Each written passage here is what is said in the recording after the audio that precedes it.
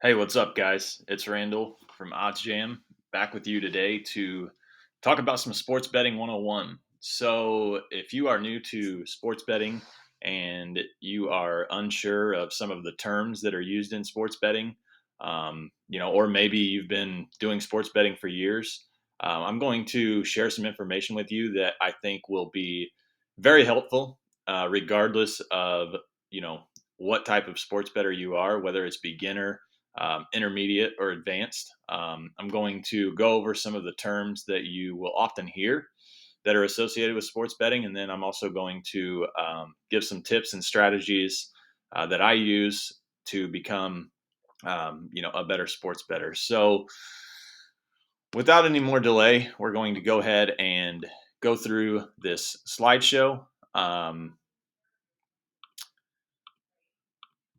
So again, um, this this this video is going to be, sports betting 101. Um, a little bit about me. So I've been sports betting for the last 10 years. Starting out, I was not a profitable sports bettor. I would be lying to you if I said that I was. Um, I learned a lot of things early on, to help me become a better sports bettor, and have continued to apply them, here in recent years to become successful. Um, I entered the Westgate Las Vegas Super Contest. As I got better in sports betting, this is an NFL contest where you pick 5 games against the spread each week, and for every game that you get right, you are given 1 point. For every game that you get wrong, you're not given anything. So I finished tied for 30th in that contest that year. There were 2,700 plus entries, so that was a pretty nice payday. Really enjoyed that. If that's something that you've never done, it's definitely a lot of fun. I think now with sports betting in legalized states, there are many more opportunities, state by state. DraftKings actually offered a contest very similar to this year, but being in Illinois, I was not able to enter that. So these contests can be a lot of fun. A chance to win a lot of money. Unfortunately, the tie for 30th was quite a few people, so the payout was not as much as I would have liked, but it was still a nice payout for the $1,800 entry fee.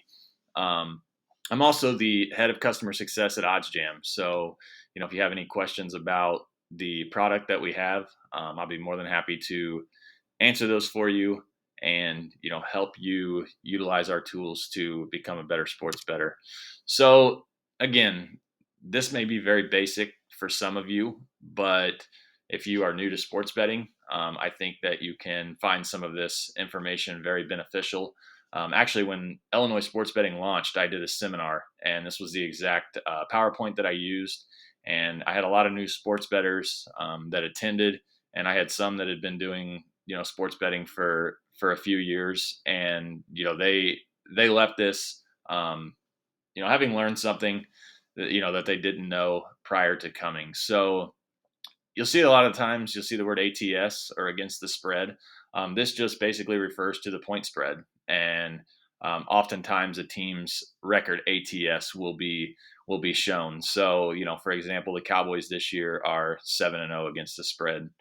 Backdoor cover is a wager that has very low odds of winning, but it wins because of a meaningless basket, field goal, touchdown. Um, I've had several of these backdoor covers, happen in my favor, and then I've had several bad beats, which is the next one, and that's a wager that has a high percentage of winning, but it loses on a meaningless basket, field goal, or touchdown. So, those are two terms that you'll hear a lot in sports betting: backdoor covers, bad beats. It's just part of the game. The key is to not get too high and too low. If you're on the right side of a cover, or if you're on a bad beat. Buying points is basically where you are improving the point spread and increasing your odds of winning. This obviously comes with a price. So if you are doing this, you are going to be laying more juice. If you are buying points. A lot of times in the NFL, if a team is, say plus 2.5 and I like them, I will buy it to 3 just because it's a key number in the NFL, or if they're plus 6.5, I may look to buy it to 7, just depending on the juice. Sometimes, plus 6.5 might be minus 110. And if you want to buy it to 7, it's going to cost you, a buck 35. So, you know, that's a big difference. I really don't like to lay minus 135, but buying points can be beneficial, but then it also can hurt you. I had the Colts money line just this past week against the Titans. I believe it was around minus 158, and I just didn't want to lay the 2.5 or the 3 at minus 110, minus 120, and it ended up costing me. The Titans lost, and I paid a ton of juice, and it hurt my day a little bit. So like I said, there are benefits to buying points, and then there's instances like the one that I just gave where it can be costly. So the closing line are the final odds of a game before it starts. So throughout the week, the line will often move up or down, just depending on the action. So, when you hear people talk about the closing line or closing line value, that's what they're referring to. And, to give an example, again, just this past week, I had the Vikings plus 3.5, locked it in on Monday. They were playing the Cowboys. Dak Prescott ended up not playing in that game. The Vikings went off a 4.5 point favorite. They ended up losing that game by 4. So I had 8 points of closing line value, but it didn't get home. However, if you are on the right side, of that, you are going to win more often than not. So closing line value is definitely important. Continuing on here, a cover is correctly picking a team who covers the spread. So, if the Lakers are 10-point favorites and they win by 14, they cover the spread. If they're 10-point favorites and they win by 9, they don't cover the spread. So the point spread is something that, levels the playing field when you're betting. Sure, you could take the Lakers on the money line as 10-point favorites. You can pick, favorites all day. Picking winners, can be easy. But the point spread is, where there can be some difficulties, and it can be challenging to, you know, pick the winner based on the point spread. The underdog, the underdog is who is not expected to win and represented with a plus. So, if you see the Lakers playing the Thunder and the Thunder are plus 14, that means they're the underdog. The Lakers are minus 14, they're the favorite, which I'll get into here in just a second. Even money, neither side has odds or an advantage. So, you may see, um, plus 100 on a side. I will say PointsBet will oftentimes run, these no juice specials in the NFL on Sundays, and you can get both sides at plus 100. So that's something to look for and take advantage of, because it can be very beneficial long term. The favorite, like I said earlier, that's the side that is expected to win whatever sporting event it is, and they are represented by a minus. So if you see a minus in front, whether it's minus 130 on the money line or minus 14, that's the favorite. First half bet is a wager on the first half only and not the full game. So if you feel that a team is going to come out strong, you may bet them in the first half, or if a team is just a solid first half team, um, maybe they fade in the second half, you may look to bet the first half. I think these can be a little more tricky. So I tend to avoid first half bets, but I can see there being some value in some of these spots. A future is a wager on the champion of a sport, a conference, or a division. You can bet these prior to the start of the season in all of the major sports, and a lot of these books throughout the year, especially in the NFL, will offer you futures on divisions, conferences, even week 6, week 7, week 8. they'll offer you futures on those. So, if a team is a couple of games back, let's say in the AFC East, you can bet on them to come back and, win that division, and get better odds, prior to what they probably were at the start of the season. A hook is a half a point on a betting spread. So, if you see plus 5.5, plus 7.5, plus 9.5, that's referred to as the hook. So, for me personally, especially in college basketball, if I am betting on a favorite or a dog in that case, if I'm betting on a favorite minus 5.5, I will buy that down to 5, always, just because I have been screwed so many times, laying the 5.5 and they win by 5. A push is always better than a loss. Same thing. If I'm taking a team plus 5.5, I'm usually looking to buy that to 6, just kind of depending on the situation. So the juice or the vig, this is the cut or the amount charged by the sports books. It's usually minus 110 on spreads and totals. However, if you go to buy points, this number is going to go up, like we discussed earlier. Laying the points, you'll often hear this term, betting on the favorite but sacrificing points. So, if you're betting on the Chiefs to win the game and you want to lay the points, then that means that if they're a 3.5 point favorite, they have to win by 4 or more in order for you to win your bet. If the Chiefs win by 2, you lose. I just want to point out in the NFL, the winner of the game covers around 85% of the time. So, if you're looking at an underdog, 85% of the time in recent years, the point spread does not matter. So, if you like a team plus 6.5, 85% of the time they are going to win that game. Um, they don't, at plus 6.5, 85% of the time they're going to cover. Or I'm sorry, 85% of the time they're going to, if they win, or I'm sorry, if they cover, they win. So, on Sunday, this past week in the NFL, I really like the Saints plus 4.5 against Tampa. I took the plus 4.5, just kind of to be on the safe side, but the Saints ended up winning that game. So they covered the 4.5 and they won. So that's interesting.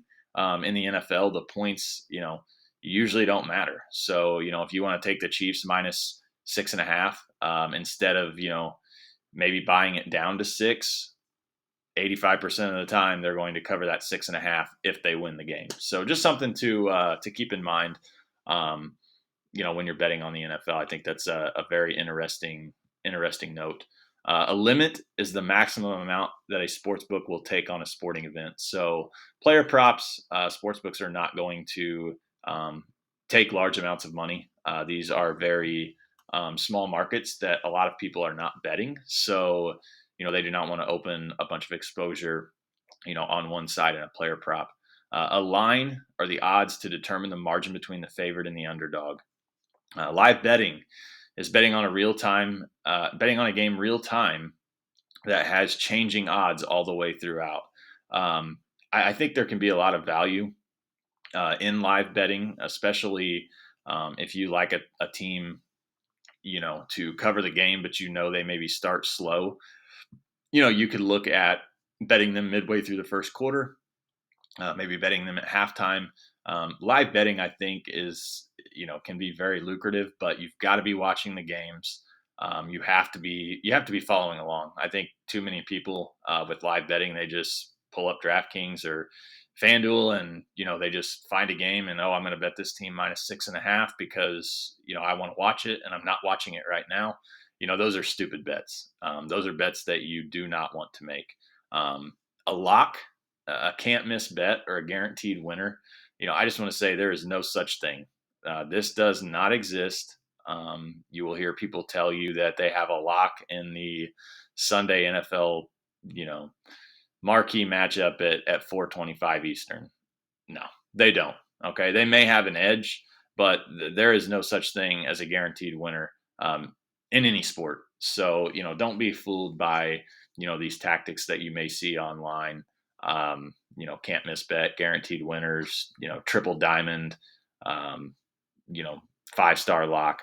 All of these are terms to, kind of suck you in and, get you to buy a pick, um, you know, or follow it. So, just beware of that. Off the board is a sporting event that you can no longer bet on because of injuries, controversy, or unusual circumstances. So, perfect example yesterday. I was traveling and Aaron Rodgers was announced that he had COVID.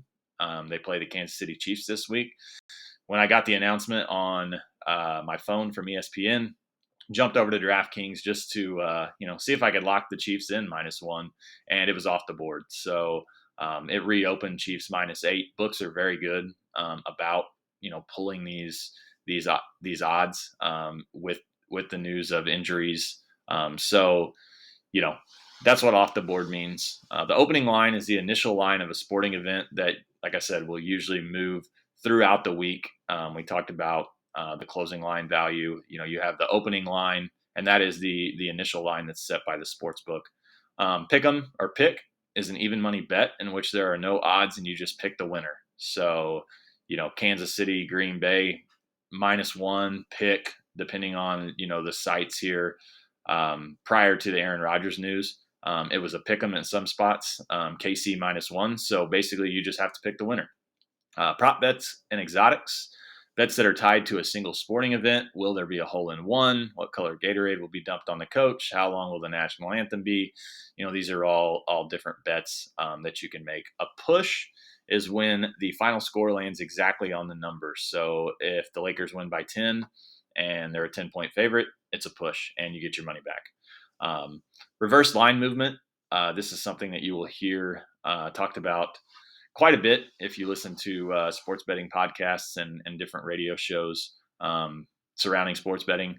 This occurs when the line moves in the opposite direction of what people are betting. So if the Steelers are -7 and 80% of the bets are coming in on them, but the line drops to the Steelers -6.5, is referred to as reverse line movement. Okay, this happens because sharper players are taking the underdog. They're taking that +7, and so the sports books are moving that line to 6.5. Second half wager is a wager on the second half only and not the full game. One story here that I want to share about the a second half bet. When I first got into sports betting, whenever I was in college, my buddy was sports betting, and I'd always been a sports fan. And I thought, I'm going to join in here. He was making pretty good money, at least from what he was telling me. And there was one game. It was Oklahoma City against Minnesota, and I'll never forget this game because, like I said, it was my very first bet, and it ended up being a loser just simply because I did not understand the rules. Oklahoma City was up 3 at halftime against the Timberwolves, and the second half line was Oklahoma City -4.5. So I thought, well, they're up 3, so surely they'll win by 5. Little did I know that they needed to actually win by 8 for me to win that bet. So Oklahoma City ended up losing outright, and it didn't even matter. But second half wager is second half only. So if a team is -4.5 at halftime on the second half line, then that is for that second half. And if they're winning, then you need to add that total to the second half. Sportsbooks now are very good about if you just go to DraftKings at halftime of a game, it has the live line. I think they've kind of gotten away from second half bets per se. I know some of the offshore books will have second half bets, but DraftKings, FanDuel, the live line that you see, that's what the line is. So that can eliminate some confusion. Selling points is decreasing your odds of winning, but it increases the amount that can be won. So, say like the Saints Bucks game that I mentioned earlier, say that, I really do like the Saints, but I still want to have some cushion. Maybe instead of taking the +4.5, I ended up taking Saints +3.5. So I sell a point and, I lose a little bit of value, but I'm going to get plus money on that bet. A sharp is a professional sports bettor. Shopping around is finding the best line available at the sports books that you can place wagers at. OddsJam is the perfect site to do this. They have access to several books, and you can compare odds real time and make sure that you get the best of the number, which is very, very essential if you want to be a successful sports bettor. The stake is the amount of money that's wagered on a sporting event. Straight up, or SU, that you will see. This is betting on the winner without the point spread. So, um, this is just a money line bet. So if you see, Kansas City Chiefs are 6-1 SU, that just means straight up. So they're 6-1 straight up, but maybe they're only 3-4 against the spread. So that's what straight up means. Taking the points, betting on an underdog, and accepting the points, which can result in a winning bet despite the team losing straight up. This is why I love to bet on underdogs. North Carolina was a 5-point underdog, but they lost by 3. I win my bet. If I take Carolina on the money line, obviously I lose my bet. So that's why I like to take the underdogs. You get some points, they can still lose, and then obviously they can still win as well. So a ticket is the receipt of a confirmed wager on a physical ticket or online confirmation. A wise guy is a bettor with inside information. Those are just some basic sports betting terms here. Just going to go through just some information here. Related to some of the different sports. So NFL, home field advantage is worth 3 points. College football, home field advantage is worth 0 to 3 points. Typically, depending on the stadium and the team, some teams have 0 points for home field advantage. Other teams may have 3. Some may even have 4, 4.5, just depending on the strength of their home field advantage. NBA, college basketball, home field advantage, home court advantage is worth anywhere from 2 to 7 points, depending on the stadium or team. Again, a lot of these home field advantages or home court advantages can vary, just depending on the stadiums and how many fans show up. Is the stadium outside? Is the stadium inside? And those sort of things. Ken Pomeroy. If you're not familiar with him, he has ratings every year for college basketball teams with adjustments. He also has predictions for every game of the college basketball season. So, many years ago, this is a story that was very interesting to me whenever I heard it. Las Vegas started to pay attention to his work. He was setting lines on these games. Like he was basically coming up with totals for these college basketball games. And, say he would have a total at, 154 for a college basketball game, and Vegas would open this line 168. There would be a ton of money coming in on the under because Ken Pomeroy's college basketball ratings were so good. Vegas started taking note of this. Some of these college basketball, total points would, move 15 to 20 points just based on his ratings. So, Vegas took note of that and, definitely made some adjustments to the totals in college basketball. So money line odds that are being expressed in terms of money, with $100 being the standard amount. So if the odds are minus, then that is the amount of money that must be wagered to win $100. So if a team's minus 200, you would risk 200 to win 100. If a team's plus, then that is the amount of money you would win on a $100 bet. So if a team's plus 175, $100 is going to get you $175. Just an example, this is from 2020, last year. The Ravens minus 375, Browns plus 290. So 375 on the Ravens to win 100, 100 to win 290 on the Browns. Point spread, referred to as the spread. Betting lines are odds that are used to determine a favorite or an underdog. So, we've already talked about this, but I just want to show you guys some examples. Ravens here minus 8 are the favorite. Cleveland Browns plus 8. Bucks minus 5.5. Celtics plus 5.5. So that's the point spread. Run line, puck line for baseball and hockey. This is another way that you can bet on these sports. Obviously, you can still bet the money line on these games, but you can also bet the run line or the puck line. So, if you think the Mets are going to win this game by more than one run, you can get plus 163. If you think the Blues will play a close game against the Avs, but they may lose by a goal, you've got to lay 270. If you think the Avs will win by more than a puck and a half, or 1.5 goals, then it would be plus 220. So $100 would get you 220. Hockey is very interesting with the puck lines because you get the empty net goals. A lot of times, say you lay the Avs and they're up, 2-1 late in the game. The Blues obviously pull the goalie. Avs get a late goal. They win 3-1 and the puck line cashes. So I'm not a fan of puck lines. They can be very tough to predict.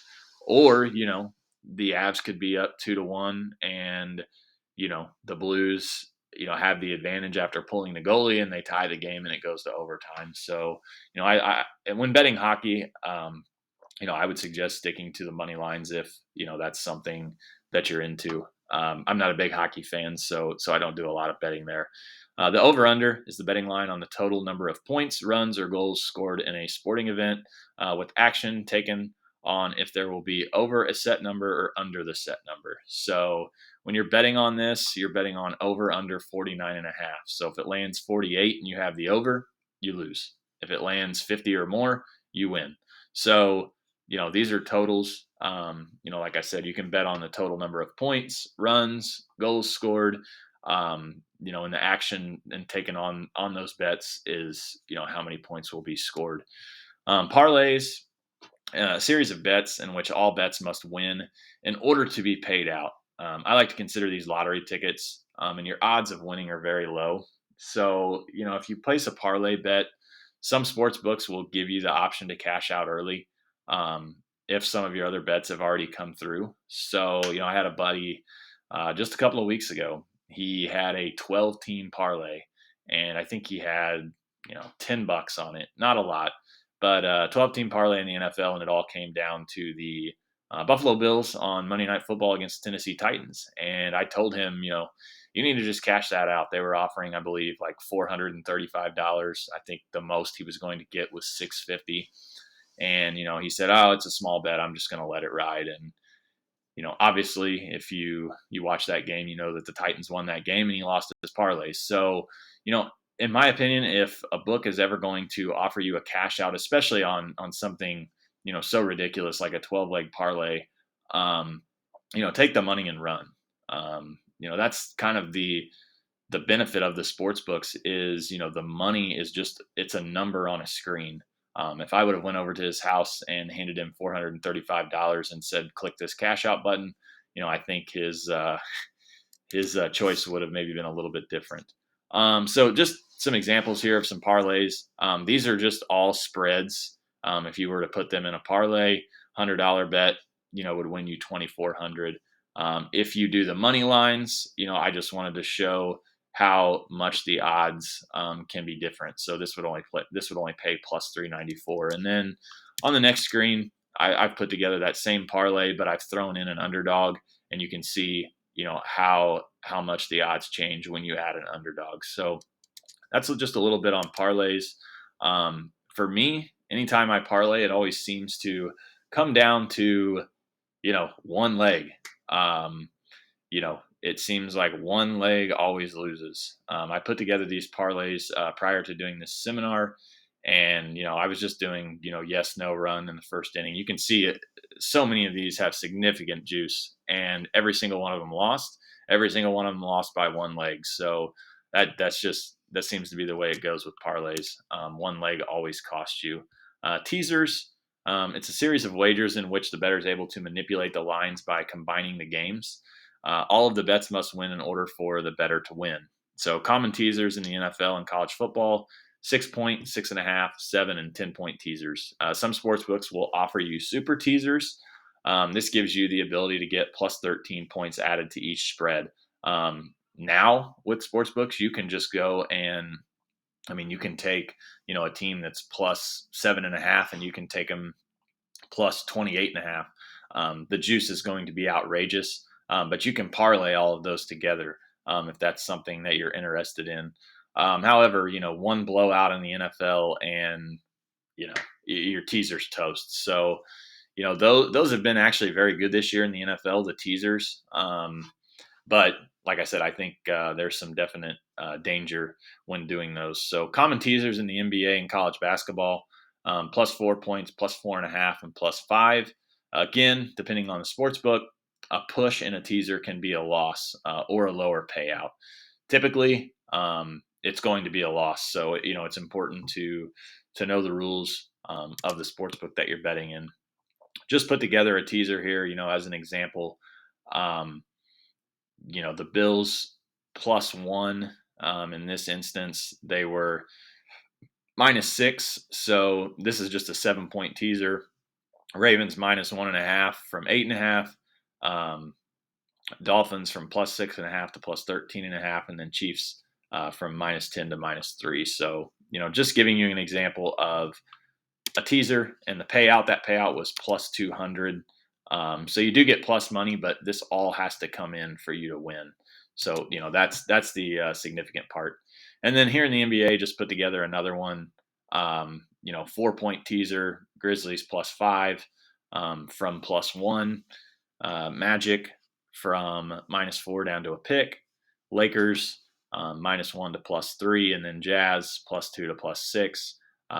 $100 bet would get you 260. So just a little bit on teasers. Hedging and middles.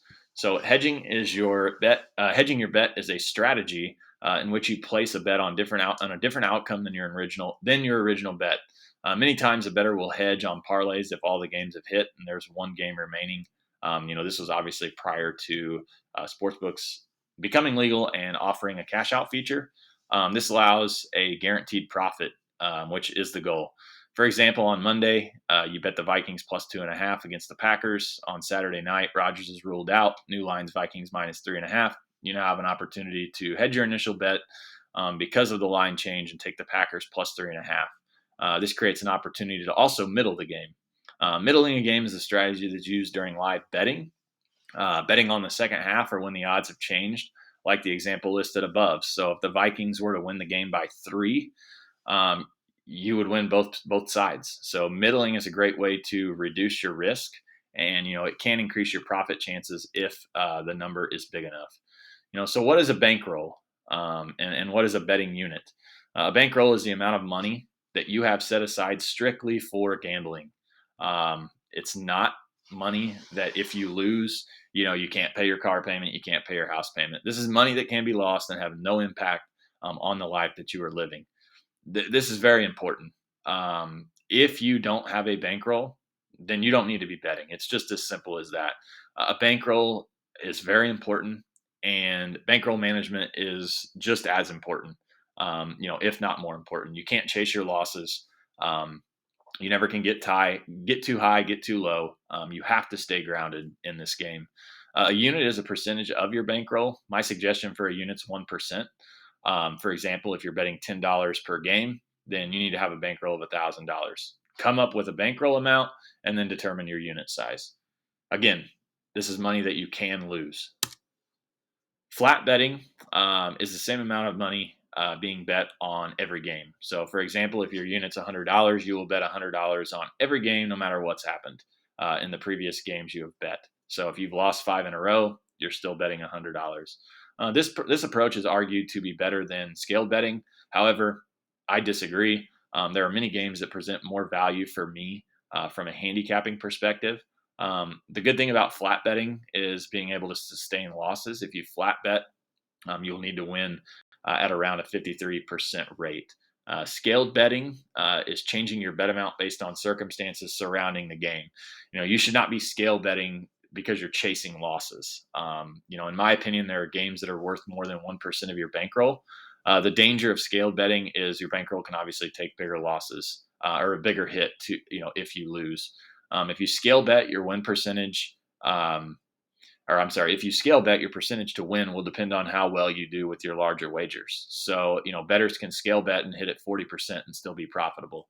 With the OddsJam plus EV page, you can, go to the plus EV page, and, this kind of will show you, what scaled betting is. So, in this particular instance, you're going to bet $11.44, based on just kind of what I've put in the calculator. If you scroll down a little bit, this particular game, you're going to bet 23.85. So, that's more of a form of scale betting. Um, you know, so just to give you an example of flat betting versus scaled betting, and I'm going to give you some examples here of when I flat bet and when I scale bet. So recreational bettors, these are bettors who generally bet for fun. This is probably 90% of sports bettors. They don't really care about profit loss. They're usually careless with their bets. They don't have bankroll management. These bettors usually just bet games because they're on TV. Hey, it's Monday Night Football. I've got to bet this game because I'm going to watch it. Not a good strategy. You're going to lose long term doing this. Professional bettors are bettors who bet to make a profit. Winning and losing does matter, and they have systems in place and strategies that they use that are successful. They don't chase their losses. Professional bettors will only bet games that have value for whatever system they're using. If there's no value, they're not betting. A lot of recreational bettors like to bet on their team. If they're a Packers fan, oh, there's no way I can go against the Packers this week. I'm a Saints fan, and this year in the NFL, in the games that they've played, I'm actually 7-0. Picking their games. I've only bet a few of them, but use your knowledge of your favorite team to help make you money. Just plain and simple. So square and sharp bettors. Square bettors fall into the category of recreational bettors. Squares usually look to bet favorites in the overs. They love to parlay games. Typically, square bettors do not profit long term. They also like to bet on their favorite teams. Sharp bettors, they fall into the category of a professional bettor. Sharp bettors are usually betting on underdogs and unders because there's value. Sharp bettors will rarely parlay games, and they will bet games as soon as the odds come out. Sharps are betting on numbers rather than teams. When lines are first made, you can usually see where the sharps are, just based on the movement. Perception versus reality. This is huge when it comes to sports betting. Oftentimes, the perception is, some teams are bad, others are good. And, it's important to figure out, the perception versus the reality. One thing I want to show you here, this is my best situational trend. It's 70% lifetime in the NFL. So this particular spot, this is where I look for teams who have either been on the road or at home for 3 consecutive games, and they have not covered the first 2. I like to bet them in that third game. So if you look at the Eagles here at Minnesota, they lost 38-20, didn't cover. At Dallas, 37-10, didn't cover. At Buffalo, they covered this game. This was a game that I did bet, and I think they were catching 6 in this spot, and they ended up winning outright. So there's a lot of value in that particular system that I use. So 3 home games in a row, 3 road games in a row. If they don't cover the first 2, then I'm looking to bet them in the third one. Moving on here, the NBA. So I've talked about this a little bit on Twitter.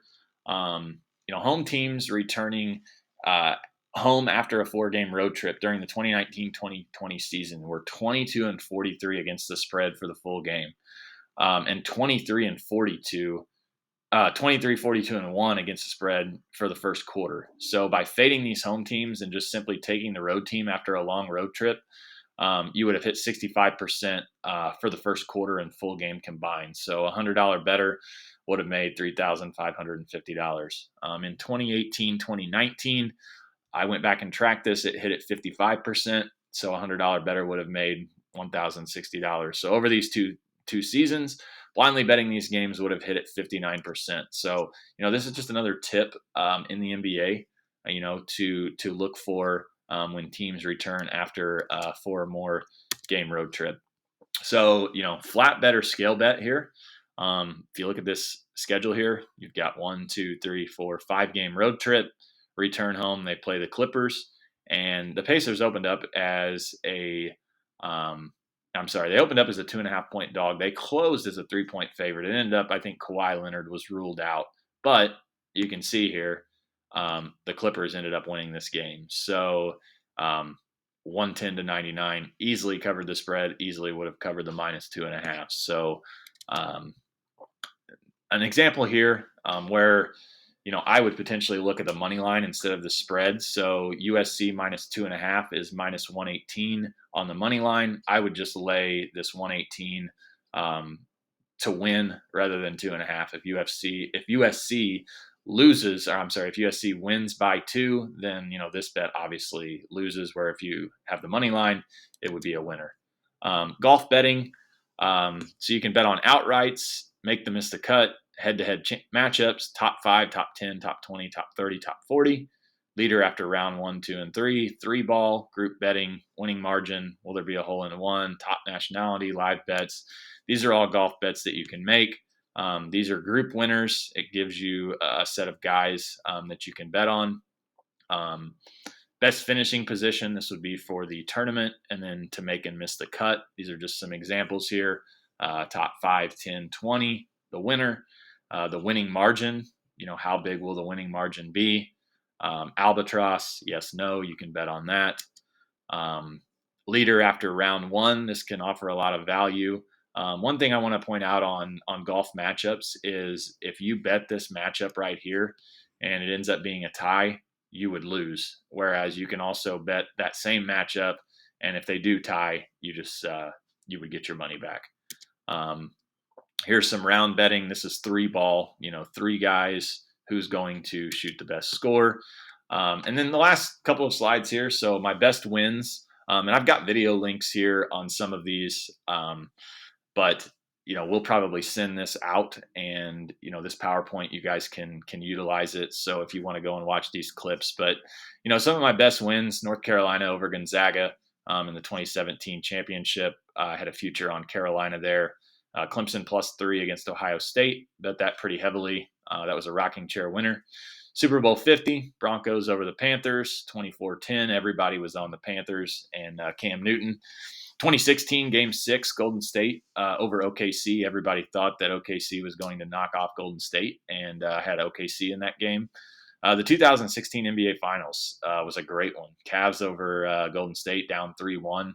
I took the Cavs when they were down 3-1 to win the series 10-1, and then I bet them every single game after. Falcons versus Saints. Saints cover the +7 on a backdoor touchdown. This was huge. This was actually the game that placed me in the Super Contest. So that was a big win. And then the 2016 NCAA tournament, Wisconsin over Xavier. Bronson Koenig hit a 3 in the corner at the buzzer to give them the win. I also ripped off 17 in a row during that tournament. My loss actually came in the championship game, Villanova versus North Carolina. And then, my last, favorite bet or best win was the Argos over the Stampeders. They returned a fumble right at the goal line to end the game, 108 yards down the sideline, and ended up winning.